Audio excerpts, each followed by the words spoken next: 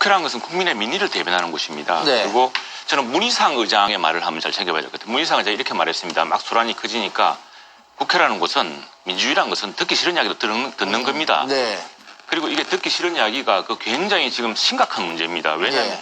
국민의 60% 이상이 북한이 비핵화한다고 믿지 않습니다. 근데 지금 정부가 대응하는 것이 굉장히 특히 문재인 대통령과 민주당이 열심히 하는데 이 대응하는 것이 북한의 비핵화에 굉장히 미흡하다.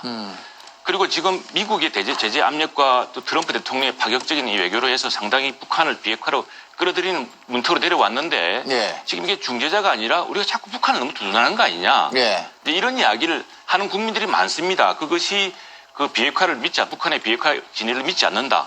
국민의 60%가 그렇게 생각하고 있습니다. 예. 북한의 비핵화를 믿는다는 의견은 보다 훨씬 많습니다. 이게 갤럽 조사에서 나온 이야기입니다. 또 하나는 야당이 말이죠. 지금 야당이 20대 총선에서 국민들의 가장 많은 득표를 얻은 정당입니다. 예. 그 정당 지지율에서요. 정당 득표율에서. 그리고 지금 여론조사도 그렇고 그렇다면은 국민들의 상당수가 이 문제에서 걱정을 하고 있고 의구심을 표하고 있고 그래서 그 이야기를 민의에 전당해서 그래서 제발 좀 외교 정책을 제대로 해달라고 한 겁니다.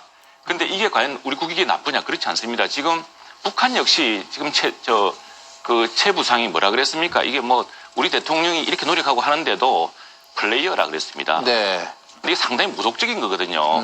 그러면은 이런 국민의 여론을 바탕으로 우리 대통령이 우리가 정말 북한과 잘하고 싶은데 당신들 이렇게 하면 우리 국민들이 지지를 못 받는다. 네. 사실은 이런 야당 대표의 연설을 그런 대북 협상의 레버리지로 쓸 수 있는 겁니다. 근데 그걸 제도 없는 국가 원수 모독죄라고 부르고 이렇게 하면서 오히려 지역풍을 맞고 맞았는데 지금 사실 이 문제를 이렇게 정략적으로 무슨 표를 얻기 위해서 한ጥቀ 했다 이렇게 볼 게 아니라 심각한 국민 여론을 반영하는 것이고 네. 또 그 내막을 보면 이게 사실은 블룸버그 기자가 쓴 게 아니고요. 그것도 상당히 기자의 개인을 이야기하는 것도 일단 이것도 좀 맞지 않다고 생각합니다. 이게 팍스 뉴스하고 문재인 대통령이 인터뷰하면서 상당히 장황한 부분에서 문재인 대통령이 북한 입장을 이야기를 합니다. 네. 북한은 비핵화할 것이다. 이렇게 할 것이다. 이렇게 이야기하고 하는데 그 대목을 이제 블룸버그뿐 아니라 많은 언론이 그런 톤을 썼습니다. 그러니까 예, 개인 그런 게 있고요. 언론 그 기사를 쓴 사람의 성향을 문제할기보다는 전체적인 그런 톤을 주의했다고 봐야겠죠. 다음에 이제 경제 분야에 대해서 굉장히 비판적인 발언을 많이 했는데 이 세 가지 쟁점이 있었거든요. 세 가지 쟁점에 대해서 한 공영방송이 팩트 체크를 다 했습니다. 맞다고 했습니다.